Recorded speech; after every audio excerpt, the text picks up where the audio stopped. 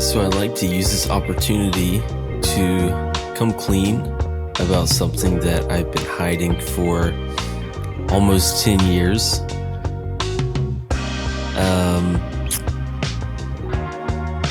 Nobody knows about this except for my wife and my pawpaw dykes. So here's the story, okay? It's the Florida State game. I think 2015, this is the first year that I got my truck. So I've had it, it's the fall, my birthday's in the summer. So I've had it for probably, 3-4 months. And it's the Florida State game. My pawpaw Dykes is obviously a Florida State fan. So I went over there for the first half of the game, right? And me and my brother went over there and I said, look, I'll drive. I've got a new vehicle, new to me. And it's foggy that night. And if you can imagine, it's a tight game. It's halftime. I live 10, 15 minutes away. So if you're doing the math, you got to kind of book it to get back to our house for the second half. And that's exactly what I tried to do. So I get in my truck. I go to back up. It's like I said, it's very foggy outside. I'm in a hurry. His driveway is kind of windy. There's trees on the left. And I couldn't see where I was going, but I was sure I was on the driveway. I was incorrect. I had veered off the left side of the driveway and I had struck a pine tree on my back driver's side panel. And it kind of dented it a little bit. And so I didn't tell, obviously Trevor was riding with me, so he knew about it, but I didn't tell anybody that night. And then the next morning, I went back to my pawpaw's house because my grandma was going to make waffles for us that morning for breakfast. And I called my pawpaw over there. I said, look, can you come take a look at this? Cause he's a car guy, mechanically inclined and all that. And he was like, man, there's nothing I can do about the dent, but all this pine sap and stuff like that, we can get that off pretty easily. So, he got some rags and some, I don't know if it was like acetone or what it was, but he got, we were wiping it down like it was used in a hit and run, trying to get all the evidence off. And it worked for the most part. There was a few scratches, but the main thing was the dent. If you looked at it in the light, you could see the dent. But if you looked at it kind of straight on, you couldn't tell. So I told my papa, I said, please don't tell anyone about this. I'm just going to let it go. Okay. And he's an OG. He's an original gangster. He did not say anything, and he has not to this day said anything. And so fast forward a few weeks, my mom took my truck to Target for some reason. I have no clue why. She took my truck to Target and she's coming back to the truck after getting her groceries or whatever. And she calls me. She said, she's devastated. Brett, I'm so sorry. Someone hit your truck in the parking lot at Target. And you can imagine I'm on the phone. I'm like, I don't think anyone hit me. Well, I was thinking, if she saw them hit me, great, insurance, and no one has to know about the tree. But she said that she did not see anyone hit the car. And she's like, I think I'm going to go back inside and look at the camera footage. She's like, I talked to the manager. The only way they'll let us pull the footage is if I file a police report. And I'm like, oh boy, this is not going to be good.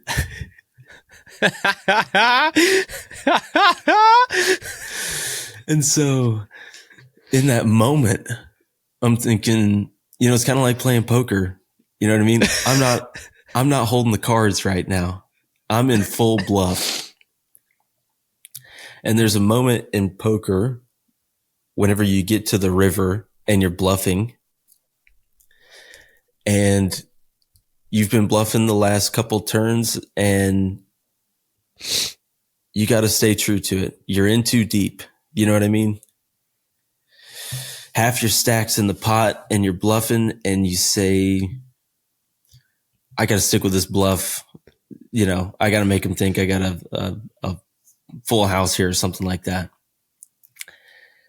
And so I say, yeah, I mean, I guess that's the only way to do it, which is insane of me to actually think back of saying that. And so she went through and she never ended up filing a police report. She was like, I don't think, they said they don't think that they're going to be able to see that far out into the parking lot. So I decided not to worry about it. And that was like the bluff paying off, pulling in the chips there, so to speak. And so, yeah, I've been living with that for the last 10 years. And the only people that know are my brother, my grandma, and my Pawpaw Dykes. And he hasn't said anything 10 years. I was sure the, statute of limitations have probably passed, but my mom is going to find, it's funny because she's staying upstairs with us this weekend. She has no clue. She's going to find out probably on Monday morning when she listens to this podcast. So, sorry about that, Mom. I had to do it. And yeah, Pawpaw's a gangster. He hasn't said anything all these years. I really thought you were gonna say, yeah, that's when I told her 10 years ago I hit a pine tree, but you really lied to your mother as she was about to file a police report. And then the police would be on a wild goose chase to see. Oh, yeah. Wasting public funds, lying to my mother. I'm not proud of any of it, right? I'm kind of proud that the bluff paid off there. But yeah, like I said, I'm not proud of it by any means, but, I just think it deserves a big shout out to my pawpaw. Helped me get the truck cleaned up, get the evidence off of it. And, he's old school. He's like, look, I won't tell if you won't type deal. And he certainly hasn't. So yeah, those were, crazy times. But I figured 10 years ago, really, how mad could she be? She's probably going to be really mad, but it'll be all right. So why now? What made you decide this is the perfect moment to share? Well, the last time that I saw my pawpaw, he said, he is a faithful listener and watcher. I think that he's a watcher on YouTube of the podcast. Shout out to Papa. Shout out Pawpaw. And he said, the last time I was there, he said something about it to me in private. He was like, basically saying like, I want you to do this on the podcast. Either you do it on the podcast or I'm going to tell your mom type deal. Just because it's been ultimatum. So long. Yeah, pretty much. I think because he knew it'd be great content and I appreciate that about him. So I don't know. I was a little nervous there for a while, but I figured now is as good a time as any. No reason not to. I think the people who hear this, they're going to respond in deep and generous love. I sure hope so. I hope there's forgiveness on the other end of this, because that's really what I want, is reconciliation with my mother, right? That she didn't even know that we needed. Now this car is yours. So I guess you could do whatever you wanted with it. You could wreck it if you wanted to. Right? Yeah, and I still drive it every day, and it drives great. I was about to say it's never given me any issues. It's given me plenty of issues, like any car does after 10 years. But yeah, it's a great truck. It's just got a little dent on the back left fender, you know? Yeah, and who really cares about the back left fender? Right, right. What is the benefit of that? To me, it adds character. Yeah, for sure. It's a story to tell, right? I think that's Cars 2. If you ever watch it, Stetson's a big Cars fan. Mater, he doesn't want to get his dents taken out because there's a story with each one of them. Yeah.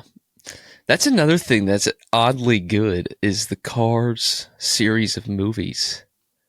I enjoy them.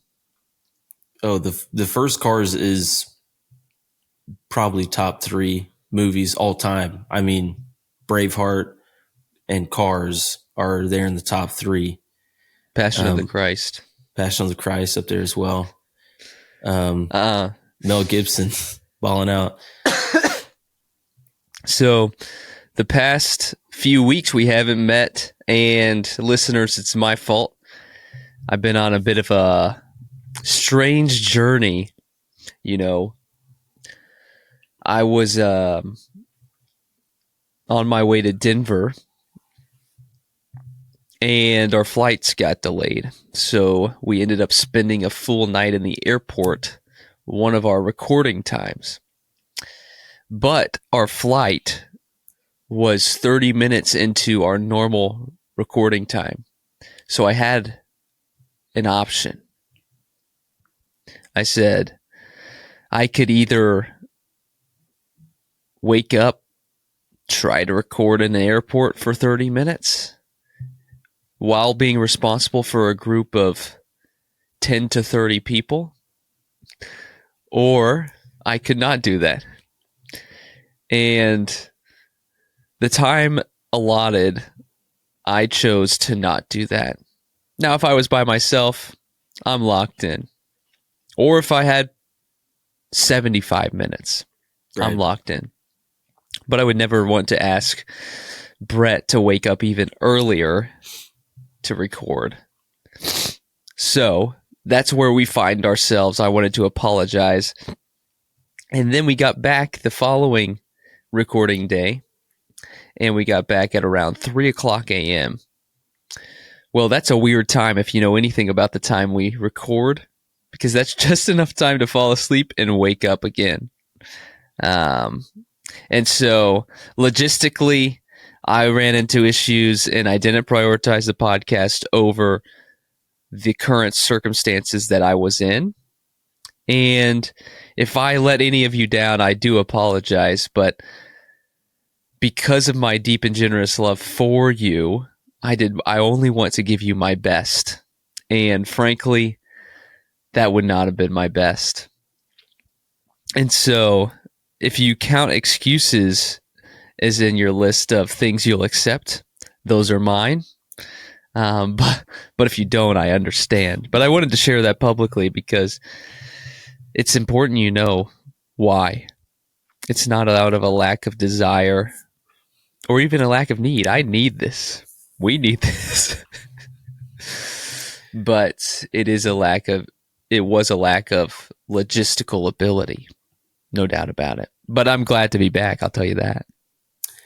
It's great to be back. It really is. I was going to ask you, you kind of teased us a little bit there. You're in the airport. Where are you going? What's going on? Tell me the story.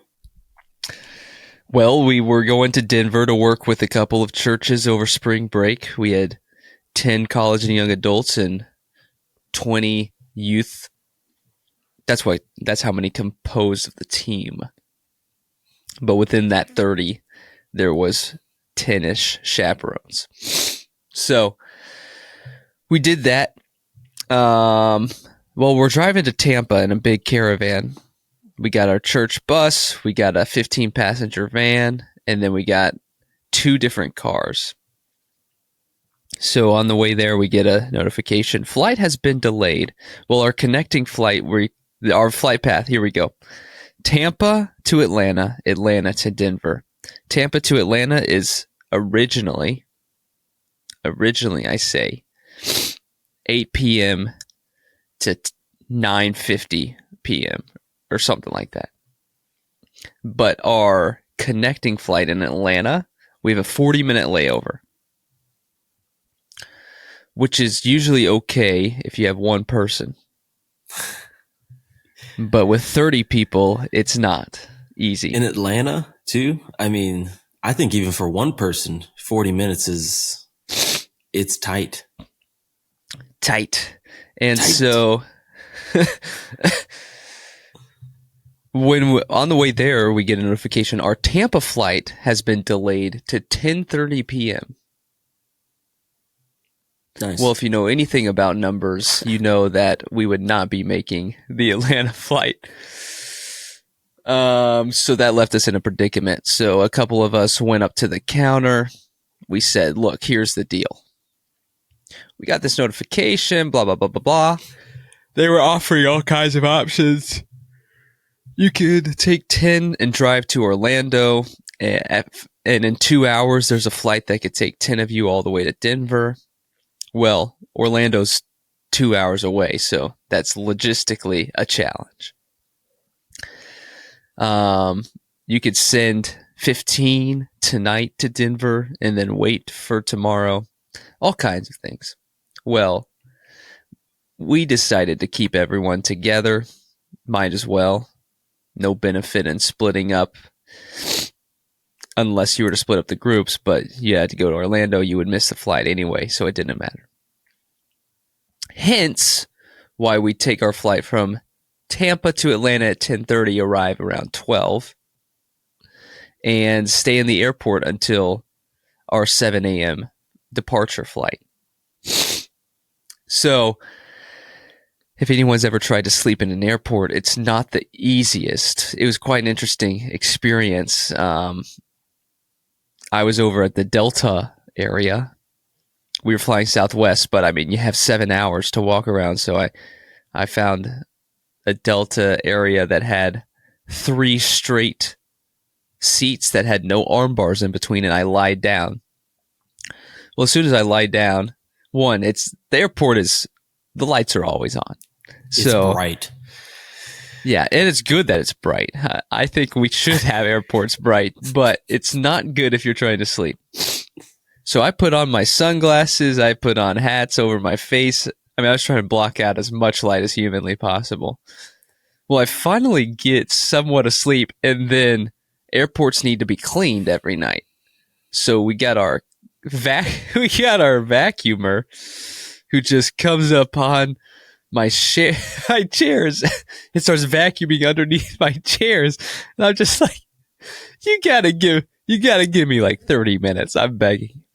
But then I respect her. She's doing her job, but she grabs the mop. She's mopping the chairs around me. It's hilarious.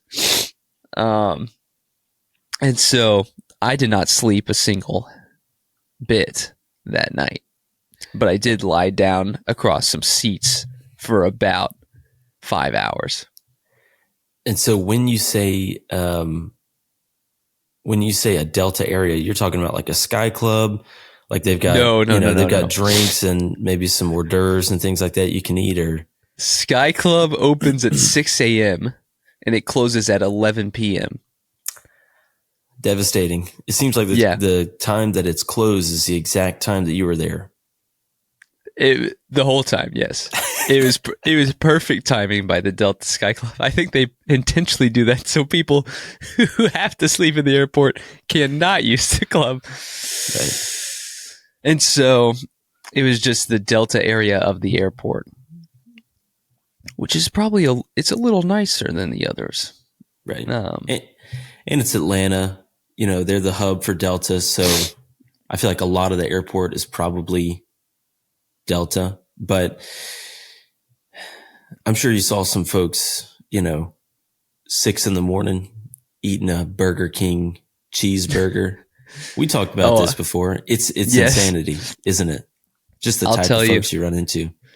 Evan Haynes and I, we got Chick-fil-A breakfast at 5:30 as soon as it opened because I mean, nothing's open in the middle of the night. It was the greatest chicken biscuit in the world, mainly because we had not eaten and we'd been awake for the whole time. But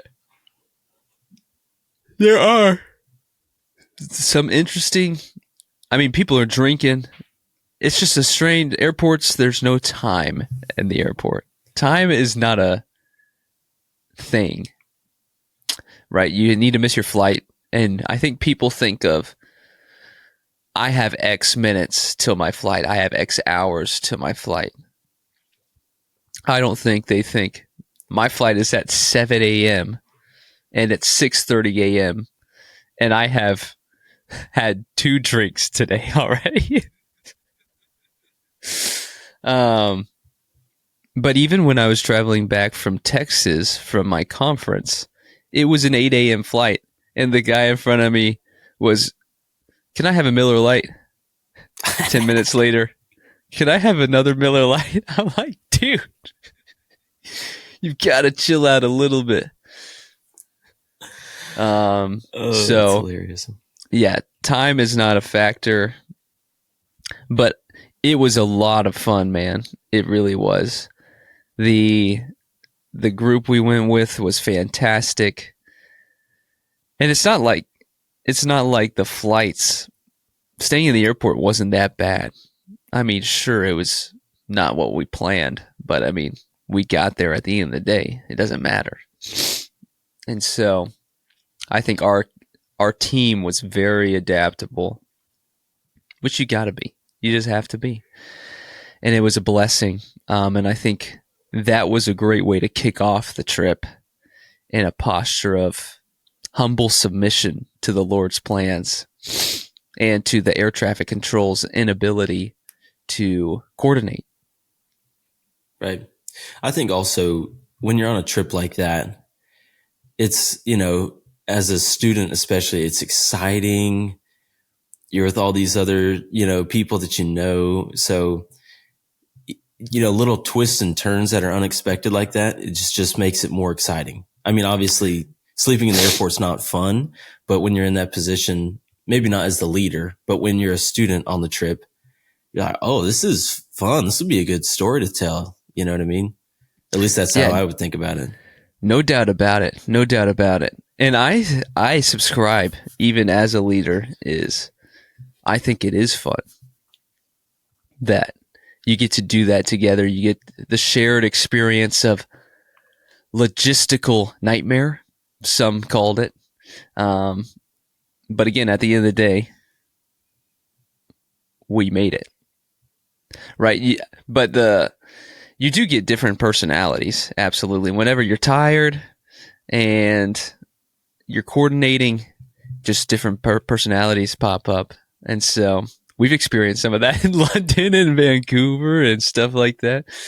And so you celebrate it, but you also, as someone who's experienced some of that, what I'm talking about is tiredness behavior. You just have to know, and I'm talking for me and Brett here because we've both been a part of this, that sleep is important. Without sleep, some people struggle. And so just having that, how would you say, perspective is important. You're all in this together. You're all on the same team. We're going to reach the final destination and we're going to have fun while doing it. That's my posture. That's what I saw out of all of our team. And I was encouraged because that hasn't been the case in every single trip I've ever taken. Well, that's definitely true. I think whenever you get tired, you're saying it's tired behavior, which may be true. I tend to believe that when you're tired, you're stripped of all of your filters and facade, if you will, and your true personality comes out. So, I mean, well, yeah, it is the Quite Frankly podcast. So I was holding back a little bit, but I guess tell it like it is. That's the point of the podcast. I'll tell it. I'll tell it. Whenever you're stripped down like that, psychologically, of course, your true self comes out, whether it's you in an airport at 4 a.m. or me, with my buddies in a mud hole stuck at 4 a.m. We end up yelling, maybe cursing at each other. I'm wrestling Justin Davis. I'm wrestling him in the mud because I just couldn't stand to hear another word out of his mouth. And that's never happened before. We were great friends, but sometimes you just, all right, this is getting to be a little much. I don't know if you ever hit that point or not, but I feel like when the tiredness sets in, the fuse for handling stuff maybe gets a little bit shorter. Yeah, I have a pretty strong sense of fake it till you make it. So if you're tired or not, like in that situation, I'm not breaking. Where I do break is when I'm around family. That's a place where they've watched me grow up. They know exactly who I am. And my fuse is short because I think I don't rest in those moments, and it gets put on to the time that I'm with my family. And so to my family, I apologize, but you may encounter some of the blowback from this journey whenever we are together next. No, I think you do a good job in your everyday life of, look, I've got to be a leader, it's like on The Sopranos, it's the strong, silent type is what you are.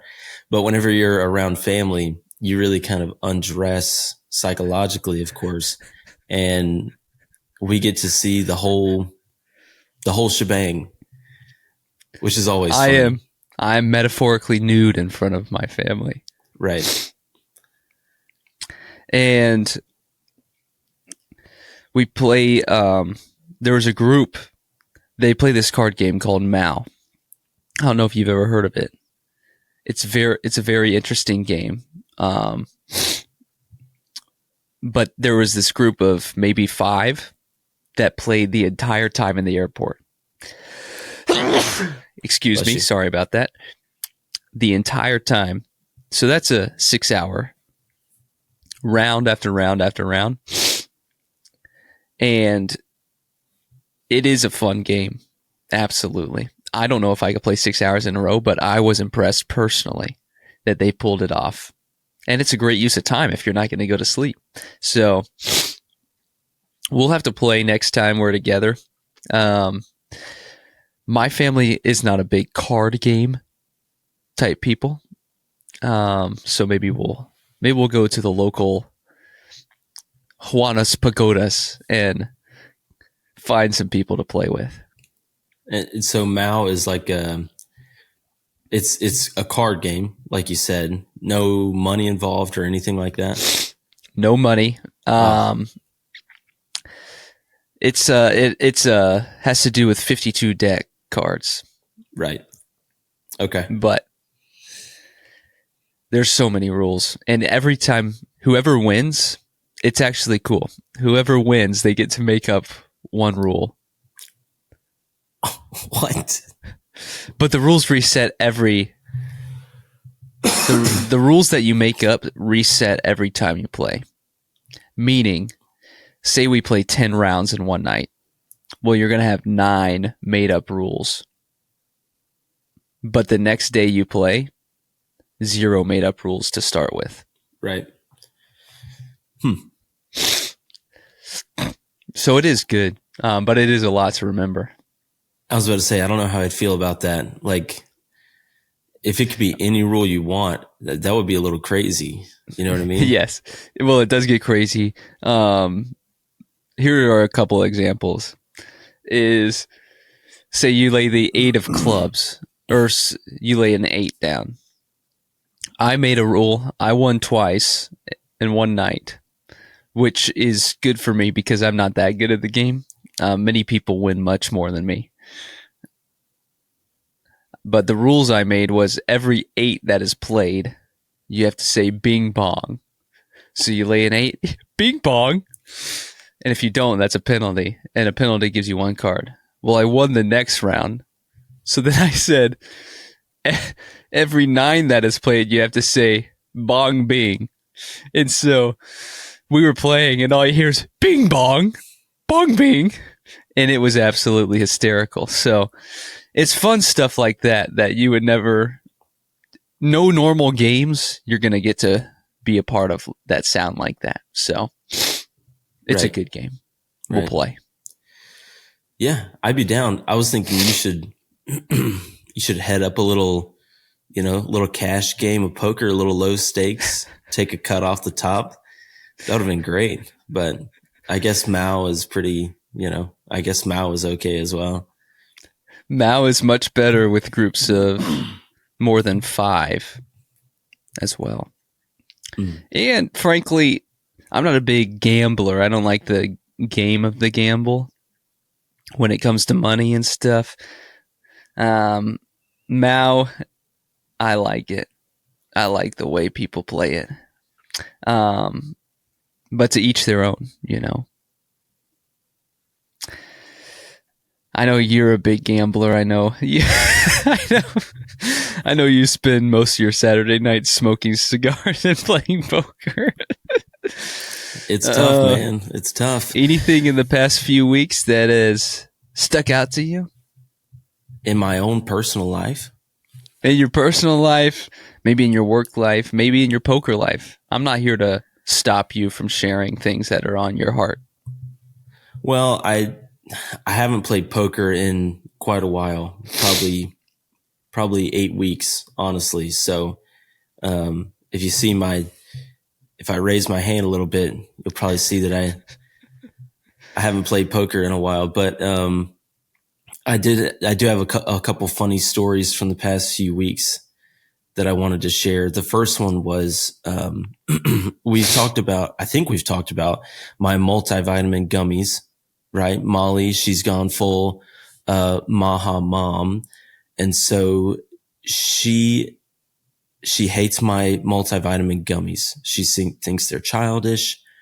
Even though the bottle literally says for men, not for children. So I don't know. It's kind of annoying. And that's an FOR, not FOUR. Yes, of course.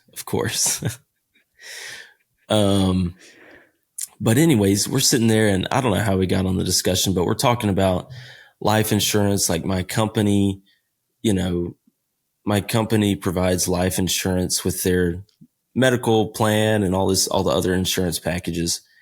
And Molly's like, yeah, I think we might, we should look into getting like a term life insurance, which, with 2 kids, it makes sense. And it's something we do need to do. But we finished having that discussion, and backstory, I had ran out of my gummies. So I said, hey, can you, next time you're at the store, can you get me some more vitamins? Assuming she would get me the gummies. And so she's like, we're talking about life insurance. We get done. And she goes, oh, by the way, I got you some multivitamins. I was like, oh, great. But it's the Thorn brand. And apparently, Gary Brecka, who's her like idol now, he said that they're good. So she got them for me. And I appreciate that about her.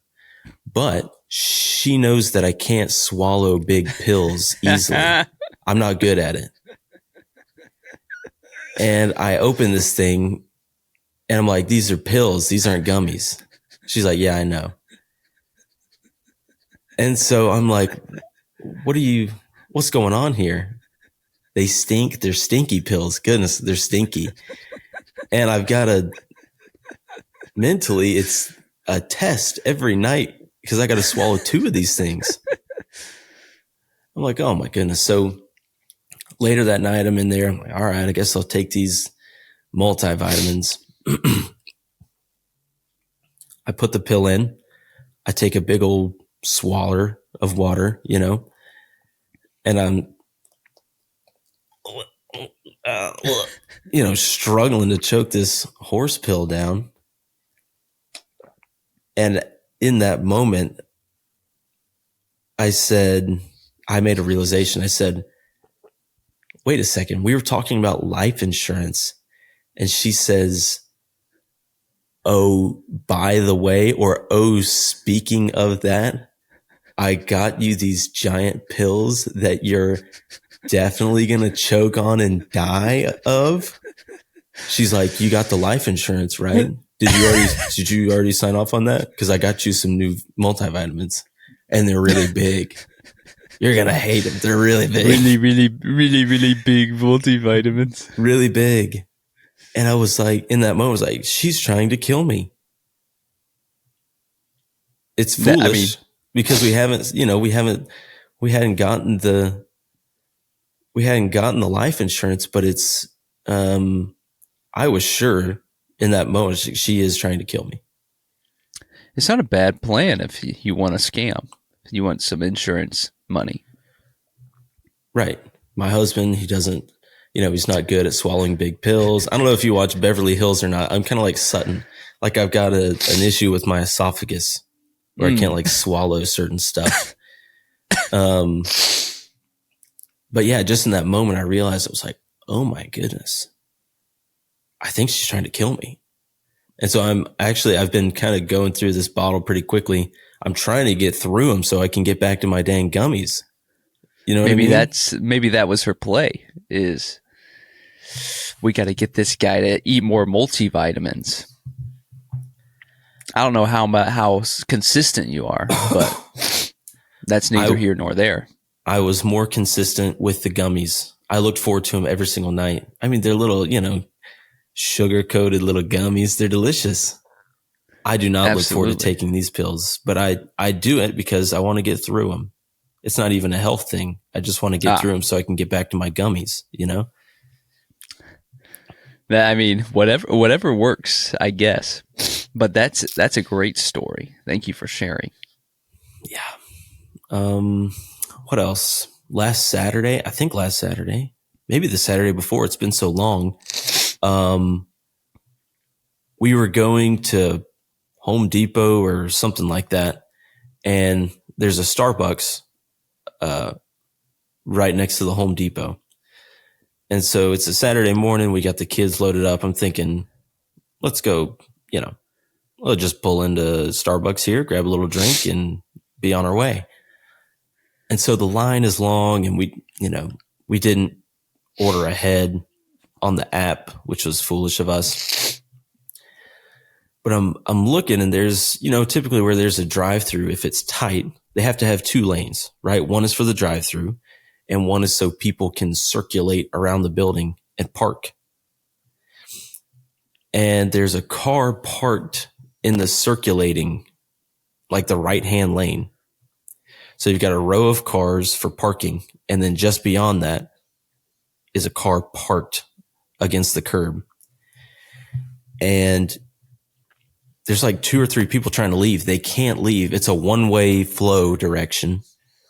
And this car is parked right there, blocking everybody's path. And this lady in a like a brand new Tahoe, you could tell she's, Momzilla, I guess you could call her. She can't get out. So she pulls her Tahoe back in and she goes strutting back into the Starbucks and she grabs a worker. She's like, you need to come see this. And so we see her and the worker come in there and a few other people are poking their heads out the door because they can sense the drama. And we're sitting in line at the drive-thru. So I, of course, roll my window down so I can hear everything that's going on. I roll my window down. Molly's like, no, roll your window back up. I'm like, I want to hear what's going on. Okay. You don't get this very often. All right. You got to take part. And so I'm listening, and this lady and the Starbucks worker is really working her up, like classic Starbucks male barista, longer hair. He's got the little dad cap, the Starbucks dad cap. And they're both strutting back now. And she's like, is she allowed to do that? And all I hear is a Starbucks guy go, no, she is not, with a big old finger wag. No, she is not. And so they go in there and they find this lady, and I'm looking through the window. I can't hear them, unfortunately, but she is just, I've got somewhere to go. I mean, I'm making all this up. I've got somewhere to be. You think you're better than everyone else because you're parked in the way. And the lady's like sitting there waiting on her drink. She's like, what do you want me to do? I don't have my drink yet. Like she was so chill about it. But there was about to be a riot because there was 3 or 4 people trying to leave. And this lady's got to get her, I don't know, matcha, Earl Grey, Frappuccino. I have no clue what she got, but she handled it well. She got her drink. There were people like giving her nasty comments. She just walked out. She's sipping on her drink. She walks out. She's like, what's the big deal? What's the big deal, guys? I'm getting in my car. I'm about to leave, you know? But it's pretty crazy. People just think they're, I don't know if it's a better than everyone else. Like, I'm better than you. Or she seemed more so like she was just kind of mindless. Like, oh, there's no parking spots. I'll just park here in the road. Not thinking about the consequences would be my guess. But look, she stood by it. And I can appreciate that, obviously. Yeah. Not going back on what she did, even if she knew it was wrong. Right. I think both parties are in the wrong, to be frank with you. I think, 1, don't park in the road, but 2, no need to freak out. I mean, everybody just needs to chill. You're going to get to where you need to go. No one needs you that badly. I think we idolize our thoughts of people needing us. That's a little deep of a conversation. I don't know if that we want to open up that can of worms, but I do think it does influence those moments where, oh, she's in my way. Oh, I got to get to Jimmy. I'm late. Oh, well, no need to berate someone. Because I'm guessing it's not like she didn't know that parking in the street was not the optimal choice. I mean, no one is thinking, let me park in the street. I know it's the best choice in the world. But look, I wasn't there, so I can't really talk to it much, but I will hold by my statement that people just need to chill out. Yeah. Oh, I would 1,000% agree with that. And this lady in the Tahoe, she seemed like, I don't know. She didn't seem like she had really important places to go. She was making it feel that way. But if I was to guess, she was probably going to meet up with a group of ladies for book club. Yeah, for book club. And I think in our minds, whenever we're running late for something, unless it's like, work or an appointment or something where it actually is centered around you, if it's like a group activity, I think a lot of times we get in our head and think, oh my gosh, everyone's going to be wondering where I am. Everyone's going to be thinking about how late I am. In reality, no one's thinking about you. Maybe that's not a good message to send. But in reality, less people are thinking about you than you think they are. Correct. Someone's thinking about you. Take solace in that. Yeah, if you are listening to this podcast, I'm thinking about you. I want you to know that. For sure. But you do bring up a good point, is even if you're going to a dentist appointment or going to an office, or you do have a meeting with your attorney that you need to get to, you have to factor in, if you want to be on time to that meeting, don't go to Starbucks beforehand. Right. But you never know. You could be on your way to the meeting and a car crashes right in front of you and you get delayed. What are you going to do? Get out of your car and start screaming at the people who crashed in front of you and said, "What are you doing? I am late to my meeting." Yeah, I've got to get Starbucks before my meeting. And now I'm not going to be able to do that. Or maybe I will, and I'll still be even more late. Correct. And so I think people, again, if you can be on time, be on time. But stopping at a coffee shop on your way to somewhere you need to be, knowing that you have no idea how long it will take, you're just predicting how long it will take. Don't come at me with that garbage about you prioritizing your meetings and you needing to be there. If you needed to be there at a certain time, you would be there at the certain time. But you prioritize stopping at a coffee shop beforehand. That's right. That's right. I'm just calling it like it is. I really am. I like it. I like it. Quite frankly. Is there any fun little anecdotes from your Denver trip? I know you were, obviously the delays getting out there, but anything while you were on the trip that's noteworthy?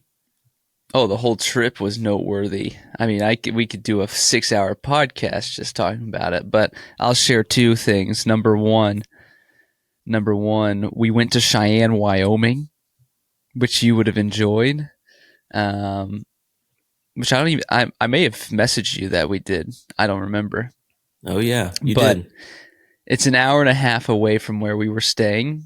And so we were working with a church starting at 10:30 in Boulder, Colorado, 10:30 a.m. So we woke up, left around 6:15 a.m., drove up to Cheyenne, Wyoming, went to the Paramount Coffee Shop in Cheyenne, Wyoming for about 40 minutes, drove back an hour and a half back to Boulder, where we worked all day. And it was quite the day. So that was a lot of fun. We got a lot done. The whole city of Longmont, Colorado, all neighborhoods had door hangers, or we went to door hanger. And then in Boulder, Colorado, worked with a church with landscaping, and then we did a few door hangers, but our team just knocked it out of the park. And we got through all the door hangers in Longmont. We started washing windows for local businesses in Longmont. Drew Alman and we worked on a construction project in the bed of a truck that created like a dolly storage mechanism. So we were drilling nails into the bed of the frame of the Chevy. You were drilling nails? Yes. It's they're the nails that have the special screw me nails is what they call them. Oh, interesting. Oh, interesting. So screws. No. These were nails. No, they were Tapcons. Classic. And it was fun. It really was.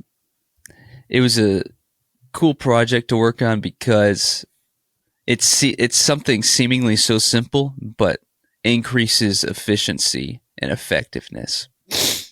And they weren't going to have the time to do it, so we used our time wisely, I think.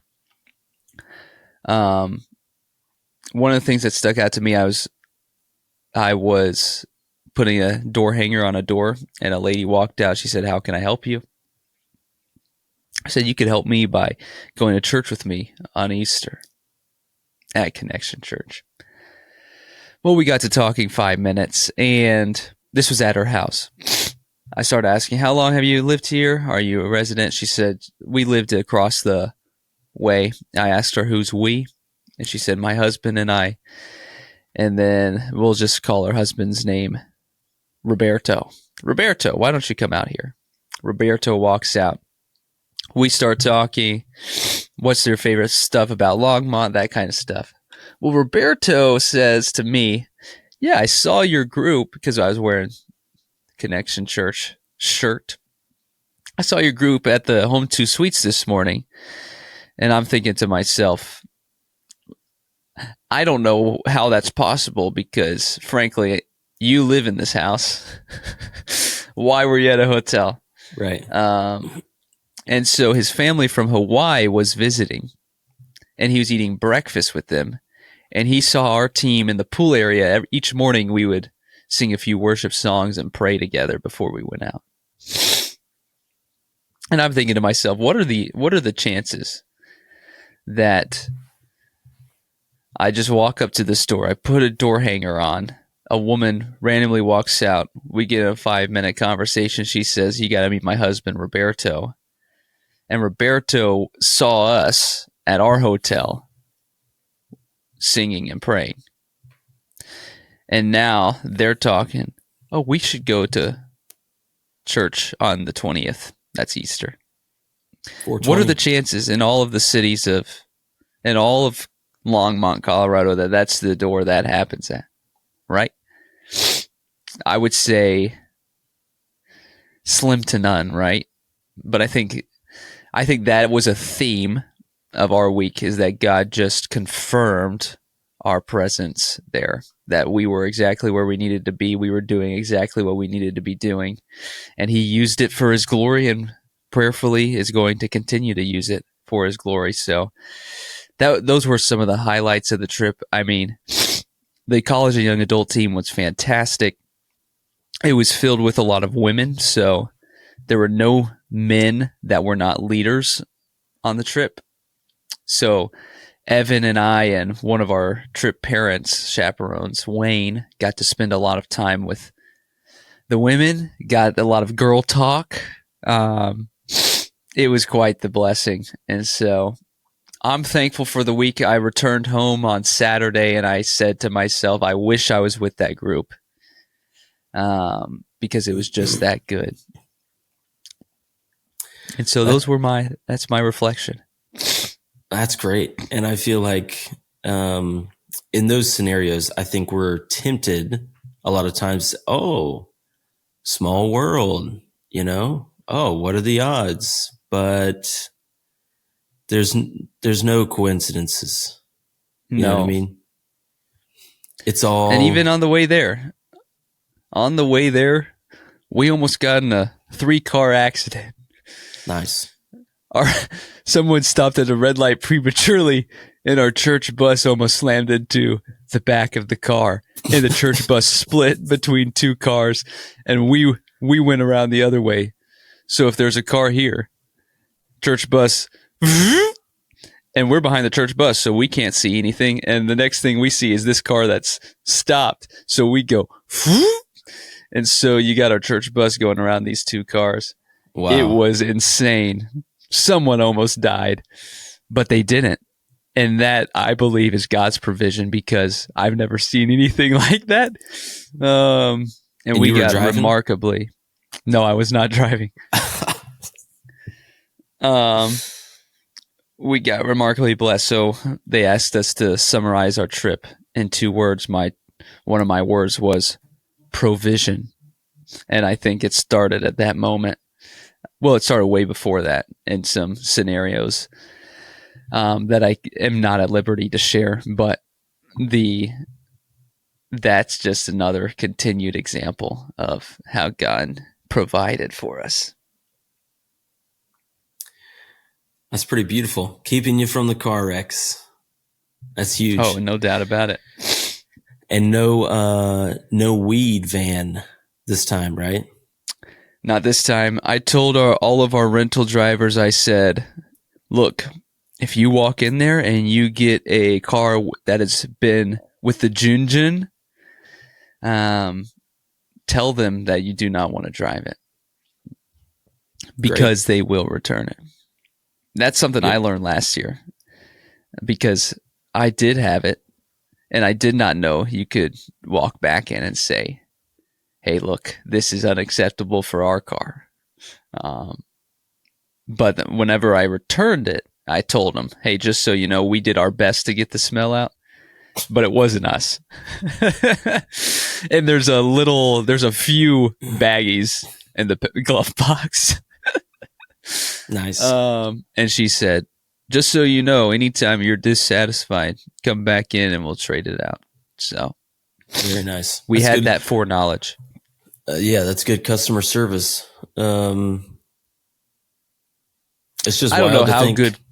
I don't know how good customer service it is, because the original van we had that did smell like the Mary Jane was a non-smoking van.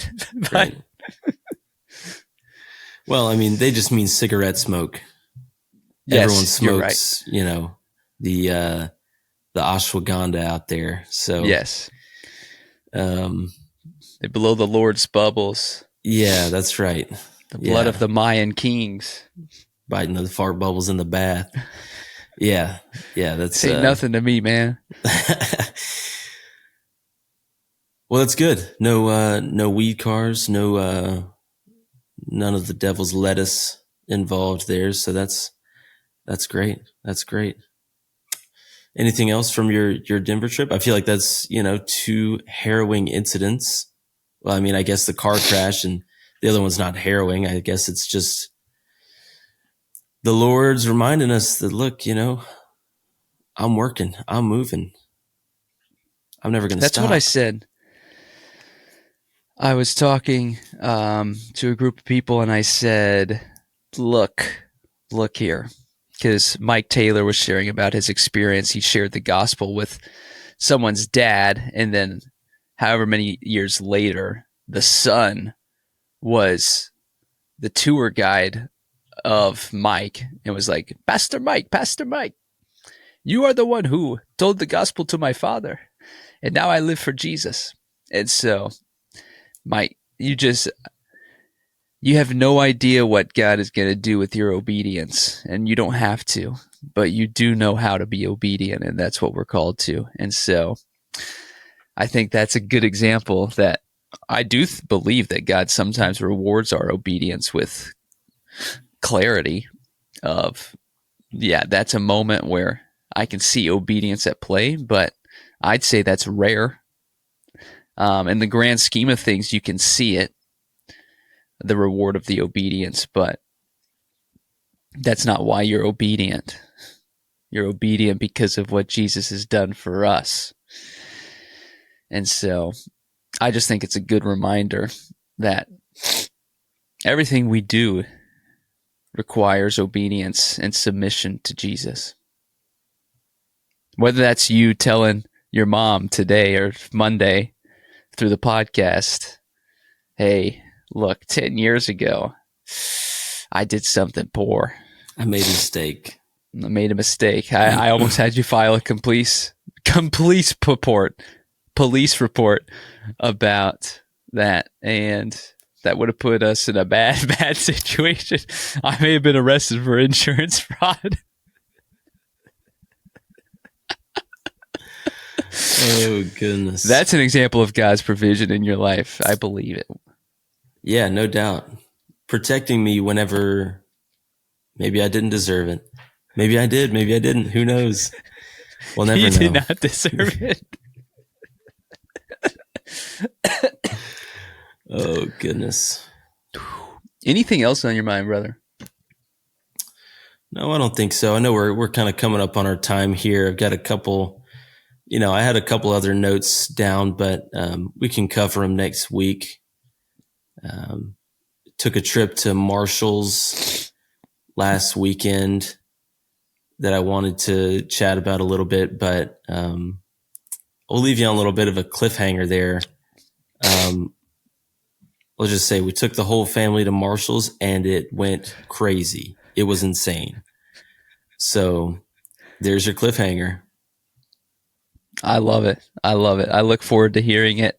Like always, we can't do this without y'all, listeners. So if you don't mind sharing an episode, maybe share this one that you've listened to with a friend.